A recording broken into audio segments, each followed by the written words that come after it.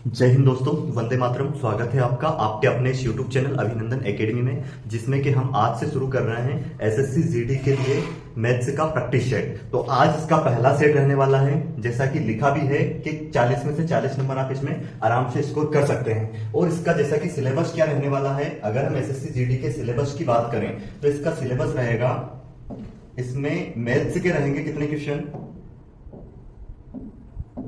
Maths के रहेंगे इसमें 20 क्वेश्चन, और जो कि रहेंगे कितने नंबर के, 40 नंबर के। तो आप आराम से मैथ्स में 40 नंबर ला सकते हैं। आप 20 के 20 क्वेश्चन कंप्लीट कर सकते हैं। जैसे जैसे मैं इस पे सेट लगवाते जाऊं, और इसमें जो कि इसके डिटेल जो वीडियो आने वाले हैं हर एक चैप्टर के कंप्लीट थ्योरी के साथ, वो आप देखते चलोगे और ये प्रैक्टिस सेट साथ में करते चलोगे, तो कंप्लीट आप आराम से इसमें 20 में से जो 20 क्वेश्चन है, 20 में से 20 क्वेश्चन बिल्कुल सही करोगे, मतलब आप 40 में से 40 नंबर ला सकते हैं। जैसे कि इसमें इसके बाद जो अगला सब्जेक्ट आने वाला है, कौन सा सब्जेक्ट रहेगा, रीजनिंग। रीजनिंग के भी कितने 20 क्वेश्चन रहेंगे, और ये भी कितने 40 नंबर के रहेंगे। इसके बाद हम बात करें जीके की, तो जीके के भी 20 क्वेश्चन रहेंगे, ये भी 40 नंबर के। वैसे रहेगा इसमें क्या, हिंदी या इंग्लिश ऑप्शनल रहेगी, हिंदी या इंग्लिश जो भी आप करना चाहो। तो इसमें से 20 क्वेश्चन या तो आप हिंदी कर सकते हो या इंग्लिश। इसके भी कितने 20 क्वेश्चन 40 नंबर के। तो टोटल ये जो पेपर होने वाला है 160 नंबर का होने वाला है, और इसका जो टोटल क्वेश्चन की संख्या रहेगी ये कितनी रहेगी, इसमें 80 क्वेश्चन रहेंगे। तो आज से हम इसमें स्टार्ट कर रहे हैं मैथ्स के लिए। मैथ्स का पहला सेट रहेगा आज की क्लास में। वीडियो को अंत तक जरूर देखना है, ताकि 20 क्वेश्चन से आप काफी कुछ इसमें मैथ्स में सीख सको और अपना स्कोर बेहतर कर सको। आपको करना क्या है, प्रत्येक क्वेश्चन का पहले खुद को सॉल्यूशन निकालना है, आंसर निकालना है। उसके बाद ही आपको नेक्स्ट क्वेश्चन पे मतलब जाना है और इसका सॉल्यूशन देखना है ना। जब तक अपना एक क्वेश्चन सोल्व खुद से ना कर ले, उसके पहले सॉल्यूशन नहीं देखना। इससे आपको एक आइडिया लग जाएगा कि आपके 20 में से कितने क्वेश्चन सही हो रहा है। ठीक है, तो देखते हैं हम पहला क्वेश्चन क्या दिया गया है।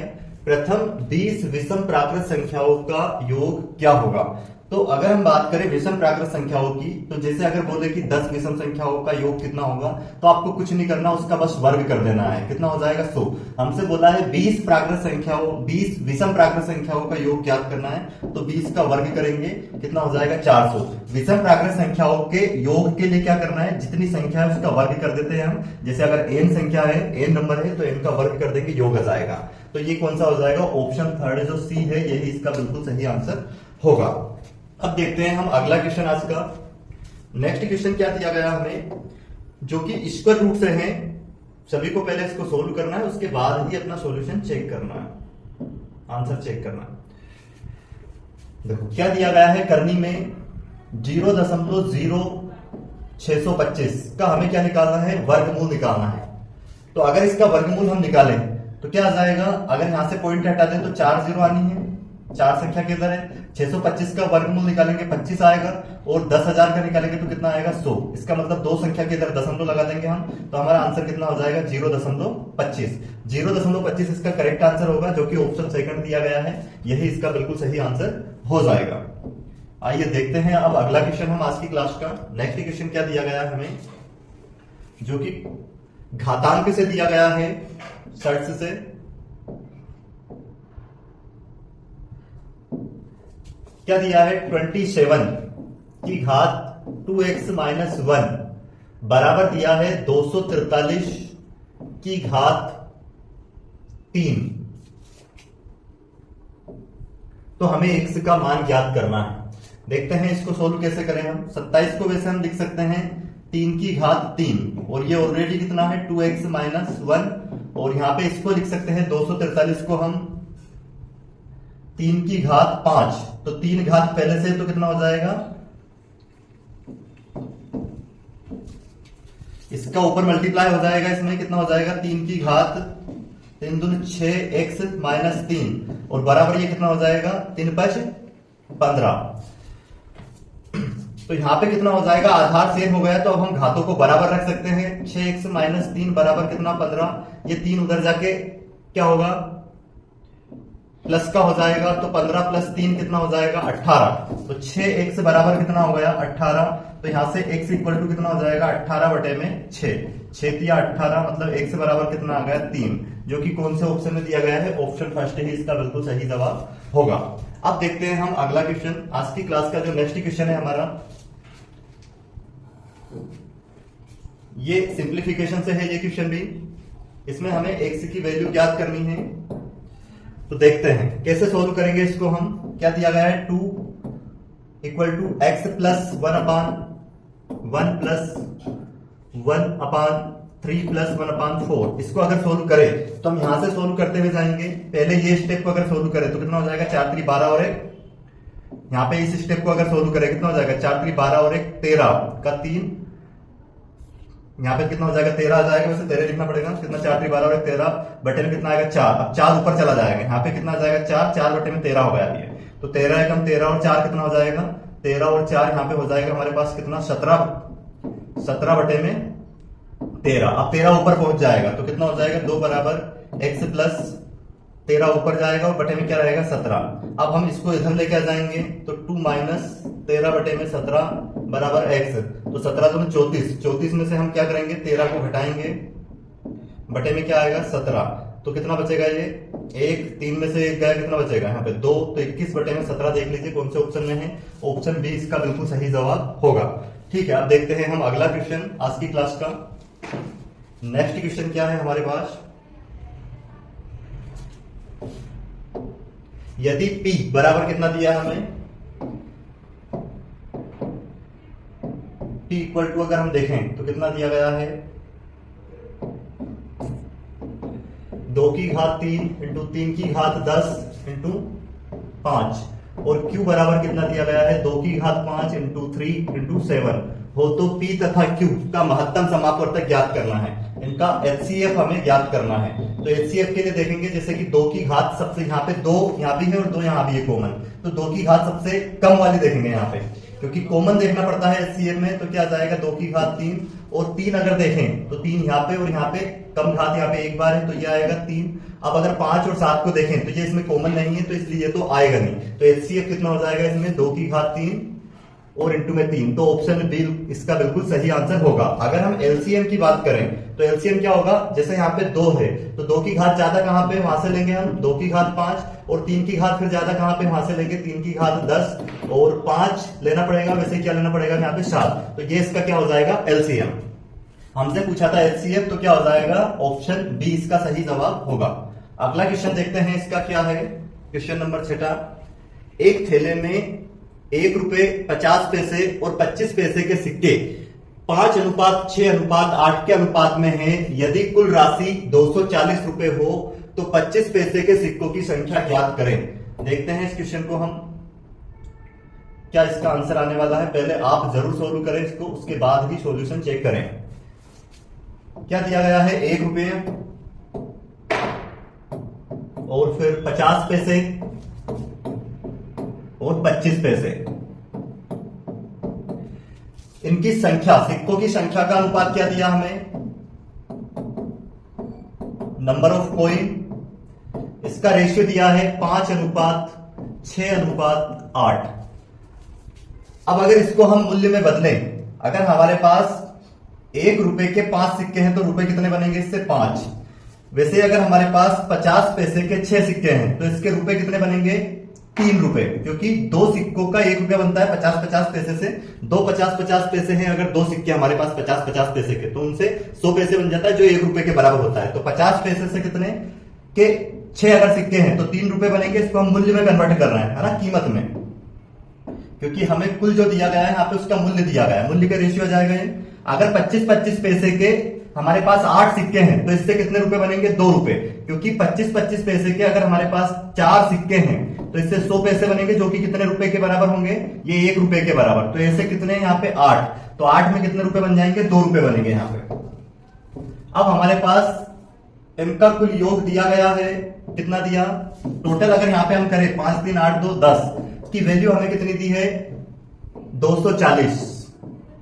तो ये देखें अगर यहाँ पे कितना गुना है इससे, तो 240 को हम भाग देंगे 10 से, 1 0 कैंसिल, मतलब 24 गुना है। अब हमें 25 पैसे के सिक्कों की संख्या बतानी थी, तो 25 पैसे के सिक्के की संख्या ज्ञात करने के लिए ध्यान रखना सिक्कों की संख्या का अनुपात ये है, तो यहाँ पे हम मल्टीप्लाई करेंगे कितने का 24 का, तो कितना हो जाएगा 4, ये 8 चौक 32 का 2 हासिल 3, फिर 8 दून 16 और 3 कितना हो जाएगा 19, 192 इसका बिल्कुल सही आंसर होगा, जो कि ऑप्शन सेकंड दिया गया है। ठीक है, अब देखते हैं हम अगला क्वेश्चन। नेक्स्ट क्वेश्चन क्या है, दो व्यक्तियों की आयु का अनुपात 5:7 है। 18 वर्ष पहले उनकी उम्र 8:13 के अनुपात में थी। उनकी उम्र है, मतलब दोनों की अलग अलग उम्र हमें बतानी है। इसमें क्या दिया गया है? दो व्यक्तियों की आयु का अनुपात। अब अगर यहां पे कुछ नहीं बोला है, मतलब ये वर्तमान का अनुपात है। वर्तमान में अगर उनकी आयु का अनुपात देखें तो 5:7 है। और कितने वर्ष पहले? 18 वर्ष पहले। 18 वर्ष पहले का अगर हम रेशियो देखें तो ये कितना है? 8:13 था। तो उनकी वर्तमान उम्र हमें बतानी है। यहां पे अगर हम रेशियो देखें, इनका अंतर कितने का आ रहा है? यहां पे अंतर है कितने का? 3 का। और यहां पे अंतर कितने का है? 6 का। तो इसको हमें सेम बनाने के लिए क्या करेंगे? ऊपर कितने का अंतर आ रहा है, ये अंतर देखते हैं। यहां पे अंतर आ रहा है 5 का, और ये अंतर कितने का आ रहा है? 2 का। तो 2 का गुना ऊपर करेंगे ताकि ये अंतर सेम हो जाए, क्योंकि 18 वर्ष पूर्व ये, 18 वर्ष पूर्व, तो ये जो गैप है ये बराबर होना चाहिए। इसको बैलेंस करने का तरीका ये है, यहाँ का अंतर देखेंगे हम और यहाँ का अंतर देखेंगे नीचे वाले का। अब इस 2 का गुना ऊपर करेंगे तो कितना हो जाएगा? ये 16 और 13 दूनी 26, और 5 का नीचे करेंगे तो कितना होगा? ये 5 अंक 25, और ये कितना हो जाएगा? यहाँ पे गुना करेंगे 5 का तो 35, 535। अब ये अगर अंतर हम देखें तो कितने का आ रहा है? यहाँ पे 9 का, और यहाँ पे भी अंतर देखें तो 9 का। इसकी वैल्यू हमें कितनी दी गई है? 18 वर्ष पूर्व का रेशियो है। कितना गुना है? 2 गुना। तो अब 2 का गुना यहाँ पे करेंगे, वर्तमान उम्र बतानी दोनों की। ये एक तो होगा 50 का, और यहाँ पे 2 का गुना करेंगे तो एक कितने का होगा? 70 का। तो 50 और 70 इसका आंसर आ जाएगा, जो कि ऑप्शन फर्स्ट में दिया गया है। यही इसका बिल्कुल सही आंसर हो जाएगा। अब देखते हैं हम आज की क्लास का अगला क्वेश्चन। किसी पूंजी के साथ ए, बी और सी साझेदार है, जिसमें ए का अंशदान 10,000 रुपए है। यदि 1,000 रुपए के कुल लाभ में ए को 500 रुपए मिलता है और बी को 300 रुपए मिलता है, तो सी की पूंजी है। तो आइए देखते हैं इसमें क्या दिया गया है। ए, बी और सी, जिसमें ए का अंशदान कितना है, मतलब ए कितना धन लगाता है? यहां पे ए लगाता है कितना? 10,000 रुपए। बी और सी का हमें पता नहीं है, परंतु कुल लाभ, जो कुल प्रॉफिट होता है टोटल, वो कितना दिया है? 1,000 रुपए, जिसमें ए को कितना मिलता है? 500। लाभ ए को अगर 500 मिलता है तो बी को कितना मिलता है? बी को मिलता है 300, वो भी दिया है। तो इसका मतलब अगर ए को 500, बी को 300, तो सी को कितना मिलेगा? 500, 300, 800, तो इसको मिलेगा 200। अब हमसे पूछा है क्या? तो सी की पूंजी है, मतलब सी ने कितना धन लगाया है। तो समय तो यहां पे बराबर बराबर है, इसको बस देख लीजिए ये इसका कितना गुना है। इसको अगर हम देखें तो 5 दूनी 10, ये 20 गुना आ रहा है। तो ये भी इसका अंशदान अगर हमें बताना बी का, तो इसमें भी 20 का गुना कर देंगे, कितना हो जाएगा? 3 दूनी 6, और ये कितना हो जाएगा यहाँ पे? 6,000 इसका। और इसका अगर बताना सी का, तो इसका कितना हो जाएगा? यहाँ पे 20 का गुना करेंगे, 2 दूनी 4 और 3 जीरो लगा देंगे, 4,000। तो सी का अंशदान कितना होगा? सी का पूछा था हमसे 4,000, और यही इसका आंसर होगा, जो कि ऑप्शन फर्स्ट में दिया गया है। अब देखते हैं अगला क्वेश्चन आज की क्लास का। जो नेक्स्ट क्वेश्चन है हमारे पास क्या है? दो पात्रों ए तथा बी में क्रमशः 4:3 और 5:3 के अनुपात में अम्ल है। मतलब दो पात्र है, एक ए, दो पात्र ले लेते हैं हम, एक ए है और एक क्या है? बी है। अब इसमें अनुपात काय का दिया हमें? अम्ल और जल, अल्कोहल और वाटर का। इसमें कितना दिया? 4:3, और इसमें कितना दिया है?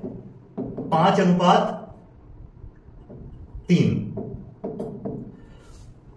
तो इन मिश्रणों को किस अनुपात में मिलाए कि पात्र सी में, तो एक जो पात्र सी है उसमें अनुपात कितना हो जाए इसका?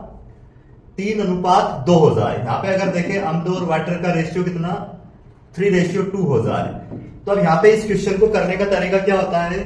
जैसे अगर हम इसके करने के 2 तरीके हैं हमारे पास, किस अनुपात में मिलाया जाए कि इन दोनों को किस अनुपात में मिलाए कि तीसरे में अनुपात ये हो जाए। तो अम्ल से हम देखते हैं पहले। अम्ल की, अगर इसमें टोटल मिश्रण में हम अम्ल की मात्रा देखें तो कितनी होगी? 4/7, क्योंकि टोटल मिश्रण 7 है, 7 में से 4 क्या है? इसमें अम्ल है। और दूसरे में अगर देखें अम्ल कितना है, तो टोटल है कितना यहाँ पे? 5, 8 है। 8 में से अम्ल कितना है? 5, तो 5/8 लिखेंगे। और यहां पे अगर तीसरे बर्तन पात्र में देखें हम तो कितना हो जाएगा? 3 कितने में से? टोटल 5 में से। ठीक है। अब यहां पे अगर इनका रेशियो हम देखें,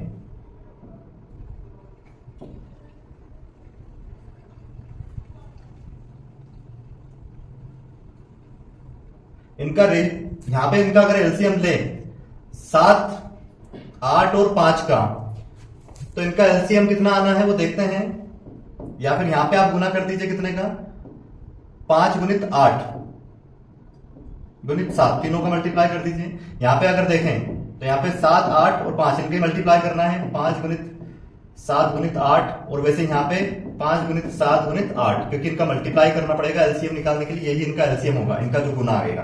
अब यहाँ पे 7 से 7 कैंसिल हो जाएगा, यहाँ पे 5 से 5 कैंसिल हो जाएगा, और यहाँ पे 8 से 8 कैंसिल हो जाएगा। अब इनका अगर हम मल्टीप्लाई करें तो कितना होगा, 5 चुक 20, 20 का गुना अगर हम किसमें कर दें, 8 में, तो ये हो जाएगा 160। वैसे यहाँ पे अगर मल्टीप्लाई करें तो 5 हम 25, और 25 का गुना 7 में करें तो 25 7 175, और यहाँ पे अगर बात करें हम तो कितना हो जाएगा, 7 या 21, और 21 में अगर 8 का गुना करें तो कितना आएगा, 8 और 8 दून 16, 168। तो रेशियो क्या आना है, देखो 175 में से अगर हम 68 को घटाते हैं तो कितना बचेगा, यहाँ पे ये बच जाएगा हमारे पास कितना,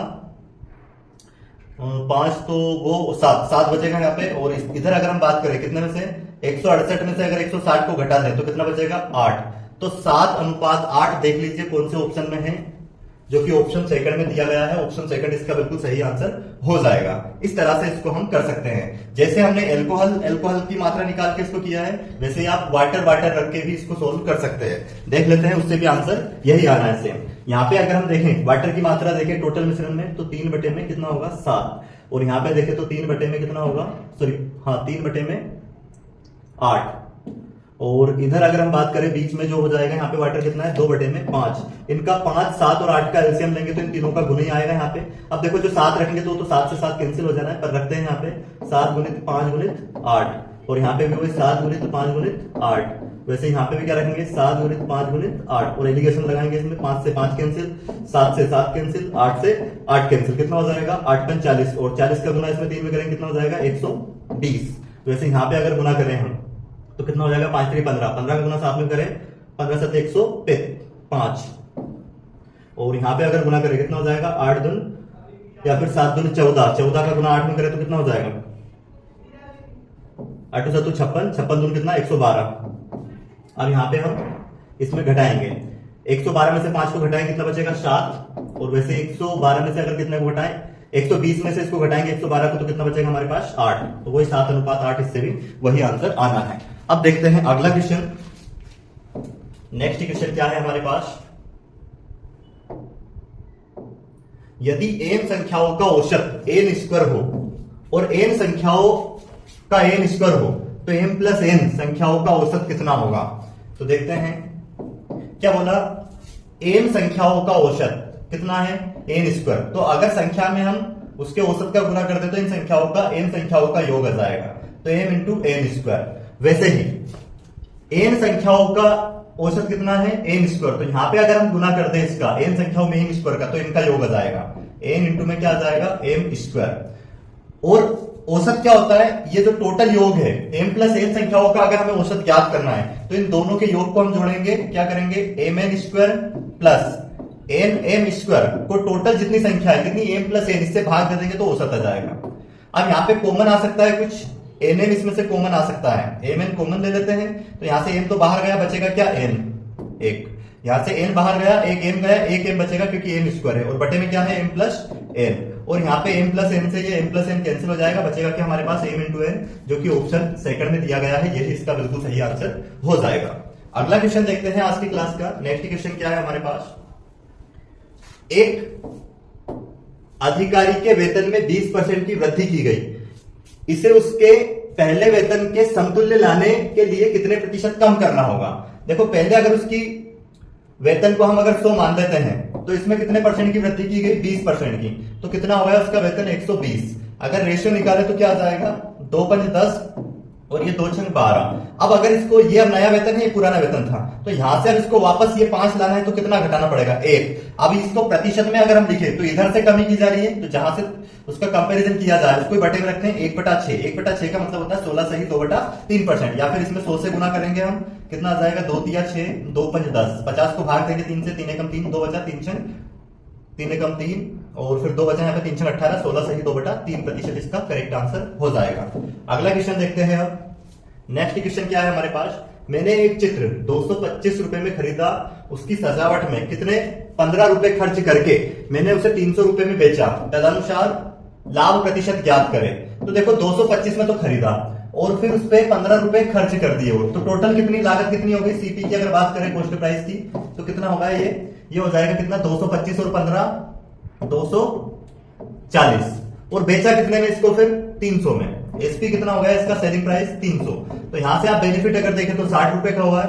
अब हमें प्रतिशत निकालना है, प्रॉफिट परसेंट कैसे निकालते हैं, ऊपर रखते हैं प्रॉफिट बटे में क्या सीपी इंटू में 100। तो प्रॉफिट कितना आ रहा है 60, बटे में क्या रखेंगे सीपी जो कि कितना है 240, इंटू में क्या करेंगे 100। तो ये 6 से कट जाएगा कितनी बार 6 × 24 और 4 से इसको काटे तो 4 × 8 4 × 20, 25% का क्या होना है प्रॉफिट, जो कि ऑप्शन डी दिया गया है, यही इसका करेक्ट आंसर होगा। अब देखते हैं हम अगला क्वेश्चन। आज की क्लास का नेक्स्ट क्वेश्चन क्या है, यदि कोई दुकानदार वस्तुओं पर क्रय मूल्य से 50% अधिक कीमत अंकित करता है और 40% की छूट देता है, तो उसका लाभ या हानि प्रतिशत कितना है। अब देखो कैसे करेंगे इस क्वेश्चन को हम, बिल्कुल आसान क्वेश्चन है, कोई भी कर सकता है इसको।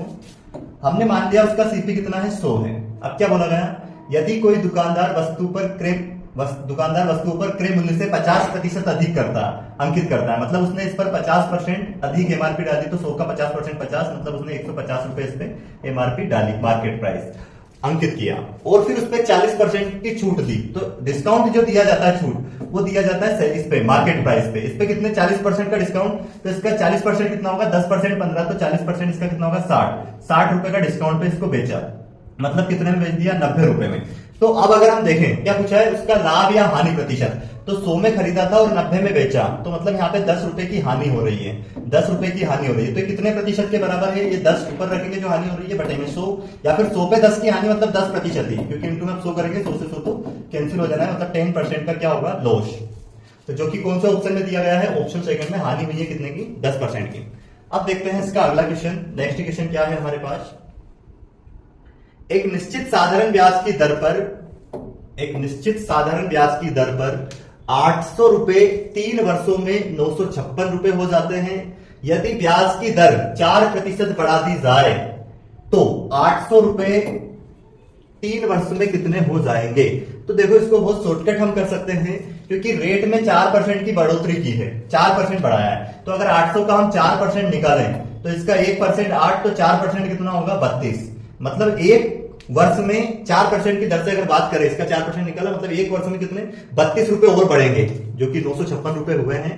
जो रेट पुरानी थी वो हमें पता नहीं है, उसको निकालने की जरूरत नहीं है, परंतु रेट में 4% की वृद्धि की जा रही है, तो मतलब इसका अगर हम 800 मूलधन का 4% निकाल दें तो 32 रुपए पर ईयर वृद्धि होगी। तो इसे कितने वर्ष में 3 वर्ष में, तो 3 वर्ष में 32, यहाँ पे 3 का गुना और कर देंगे कितना 3 दूनी 6 3 या 9, मतलब 96 रुपए और बढ़ जाएंगे।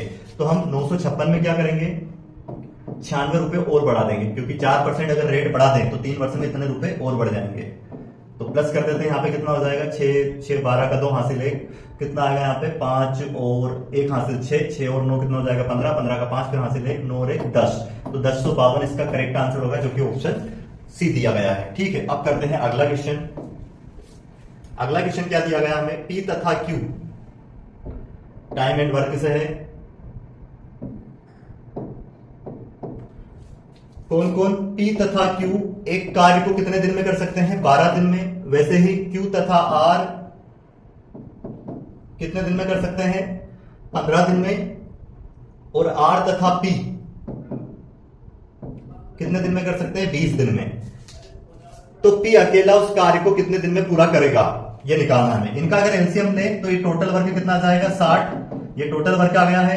अगर हम P और Q की इफिशियंसी एक साथ निकालें तो 12 × 60, ये 5 कार्य एक दिन में करते हैं, और Q और R की निकाले तो ये 4 कार्य करते हैं एक दिन में, और अगर R और P की निकाले तो 20 या 60 ये 3 काम करते हैं।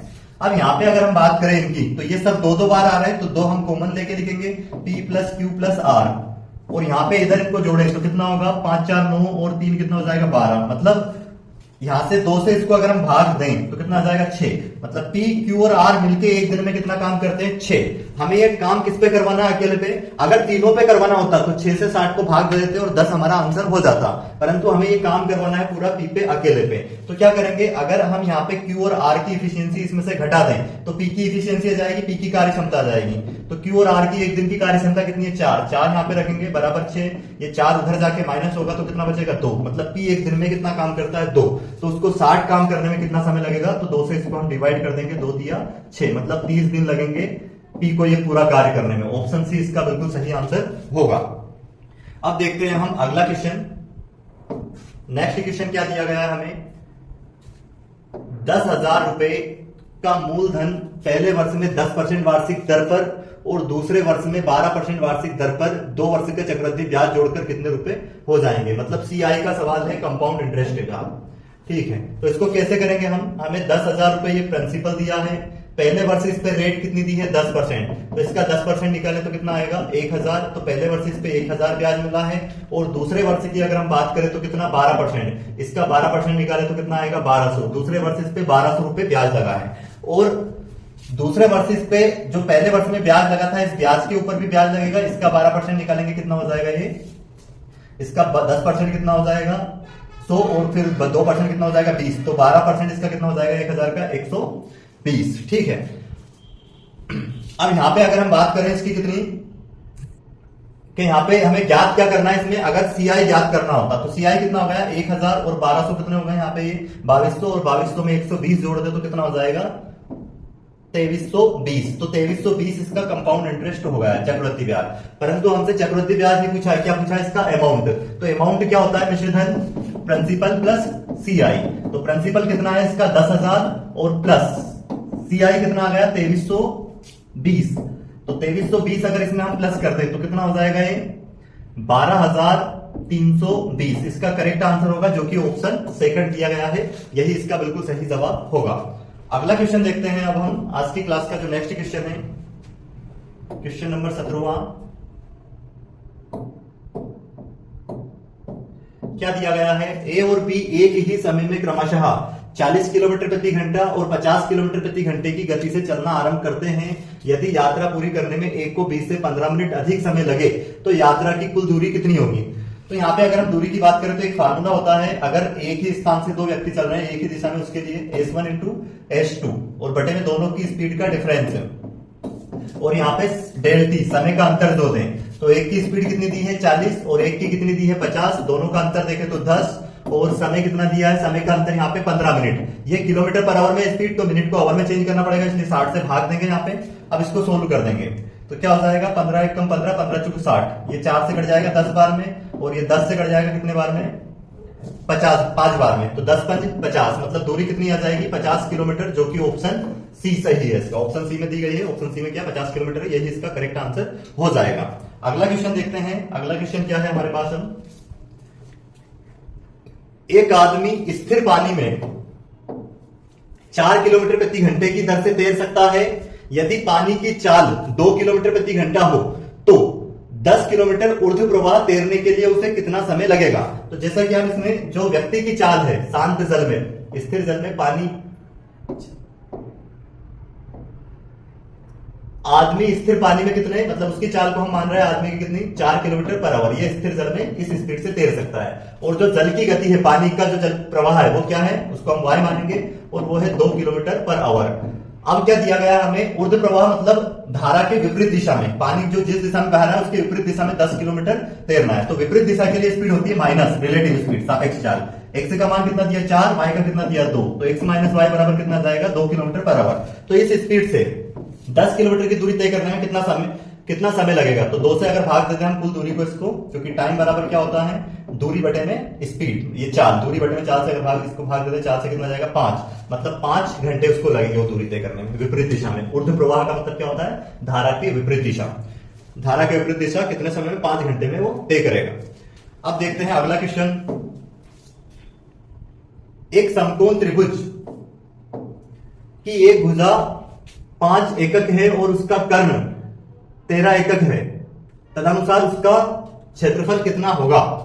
तो अगर इसकी हम बात करें तो यहां पे क्या हो जाएगा, समकोण त्रिभुज अगर दिया है तो एक भुजा हमें 5 दी है और इसका कर्ण कितना दिया 13। तो यहाँ पे पाइथागोरस थ्योरम लगा के हम ये भुजा निकालेंगे इसकी। 13 का वर्ग कितना हो जाएगा 169 और इसमें से 5 का वर्ग घटाएंगे कितना 25 इसको घटा देंगे तो कितना बचेगा 144 और 144 का वर्गमूल निकालेंगे 12। तो इस भुजा का मान कितना जाएगा 12। अब समकोण त्रिभुज का क्षेत्रफल निकाले तो 1/2 बेस इंटू हाइट। बेस कितना आ गया 12, हाइट कितनी है 5, तो 2 6 12, 5 6 30, 30 एकक इसका आंसर हो जाएगा 30 वर्ग एकक, जो कि कौन सा ऑप्शन दिया है, ऑप्शन सी इसका बिल्कुल सही आंसर होगा। अब देखते हैं हम आज की क्लास का जो पहला सेट है हमारा उसका 20वां जो कि लास्ट क्वेश्चन है, इसका आंसर क्या दिया गया है। एक समबाहु त्रिभुज का क्षेत्रफल, समबाहु त्रिभुज के क्षेत्रफल का फार्मूला क्या होता है, √3/4 इंटू में a का स्क्वायर। इसकी वैल्यू हमें कितनी दी गई है 9√3। तो यहां से अगर हम a का मान निकालें तो क्या आ जाएगा, a स्क्वायर बराबर कितना 9 चौके 36 और a बराबर कितना आ जाएगा 6। अब हमसे पूछा क्या है, तदनुसार उसकी मध्यिका की लंबाई कितनी होगी, कितने मीटर। तो अगर हम समबाहु त्रिभुज की बात करें, अगर ये समबाहु त्रिभुज है तो इसकी मध्यिका, ऊंचाई और जो परपेंडिकुलर बाइसेक्टर लंब समद्विभाजक जो होगा इस भुजा पे, ये सब या फिर सिर्फ लंब सब एक ही होगा। तो ये ऊंचाई का फार्मूला होता है इसका कितना √3/2 इंटू में a। तो यहाँ पे मान रख देंगे a का कितना √3/2 इंटू में a की जगह पे रख देंगे 6, तो 2 तिया 6, 3√3 इसका बिल्कुल सही आंसर होगा, जो कि ऑप्शन सेकंड दिया गया, यही इसका बिल्कुल सही आंसर हो जाएगा। तो ये आज की क्लास के हमारे 20 क्वेश्चन इसके कंप्लीट हो चुके हैं। तो इसी तरह से इसमें हम कंप्लीट पर डे एक सेट करने वाले हैं मैथ्स का, और वैसे ही रीजनिंग का भी स्टार्ट करने वाले हैं, और जीके की तो सीरीज चली रही है कंप्लीट। जो एसएससी हमने दिल्ली पुलिस के लिए जीके की सीरीज चलाई थी, वही कंप्लीट आपकी 1000 क्वेश्चन से बढ़ के और आगे वो चलती रहेगी। वो क्लास आपकी बंद नहीं होगी जीके की। जैसा कि दिल्ली पुलिस के मैथ्स के मैंने कितने 15 सेट करवाए हैं, और उसके बाद रीजनिंग के कंप्लीट 20 सेट करवाए हैं प्रीवियस ईयर के। तो उनसे आप अपना स्कोर दिल्ली पुलिस में बेहतर कर सकते हो। और उसी सीरीज को जारी रखते हुए जीके की सीरीज तो चली रही है, और हमने एसएससी को टारगेट करते हुए मैथ्स की और ये सीरीज स्टार्ट कर दी है ना। वैसे ही अब रीजनिंग के क्वेश्चन इसमें डालने स्टार्ट हो जाएंगे। वीडियो को अंत तक देखने के लिए धन्यवाद।